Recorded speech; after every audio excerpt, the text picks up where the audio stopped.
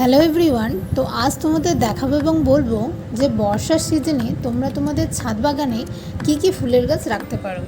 তো চলো বেশি দেরি না করে ভিডিওটি শুরু করা যাক। তো প্রথমেই দেখাচ্ছি নাকচম্পা ফুলের গাছ।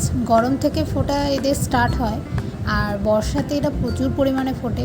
আর গাছ ভরে যখন ফুল ফোটে তখন তো দেখতে এদেরকে খুবই সুন্দর লাগে, যেন গাছ পুরো সাদা হয়ে থাকে। তো এই গাছটিকে তোমরা বর্ষার সিজনে ছাদ বাগানে রাখতে পারো। তারপর তোমাদেরকে দেখাচ্ছি গোলাপি কাঠগোলাপ। এটি তোমাদের ছাদ বাগানে তোমরা অবশ্যই রেখো। এই গাছটি শীতে না হোক গোটা সিজনে প্রচুর পরিমাণে ফুল দেয়।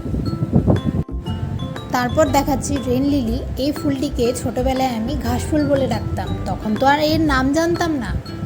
এই ফুলগুলি বর্ষার সিজনে প্রচুর পরিমাণে ফোটে। এর তো অনেক ধরনের ভ্যারাইটি হয়, তবে এর গোলাপি কালারটাই আমার কাছে আপাতত রয়েছে। যখন এনেছিলাম তখন একটি গাছ এনেছিলাম, এর থেকে দেখো কতগুলো হয়ে গেছে। তো এই গাছটি রাখতে পারো নিজেদের ছাদ বাগানে। তারপরে এই হলুদ থোকা কলকেগুলো, এদেরকে তো আবার অনেকে হলুদ করবি বলেও ডাকে। এই গাছগুলিকেও তোমরা নিজেদের ছাদ বাগানে রাখতে পারো চাইলে। গরম কিংবা বর্ষায় এই সিজনগুলোতে এরা ভালোই ফুল দেয়। তারপর দেখাচ্ছি তোমাদেরকে অ্যালামুন্ডা। এই অ্যালামুন্ডাকে তো তোমরা কম বেশি সকলেই চেনো। এর তো অনেক ধরনের ভ্যারাইটি হয়, তবে হলুদটাই আমার কাছে রয়েছে। এ বৃষ্টিতে তো প্রচুর পরিমাণে ফুল দেয়, ফুল দেওয়ার কমতি রাখে না, গাছ ভরে ভরে ফুল ফুটে। সবশেষে দেখাচ্ছি কাঠকরবী বা কাঠগোলাপ।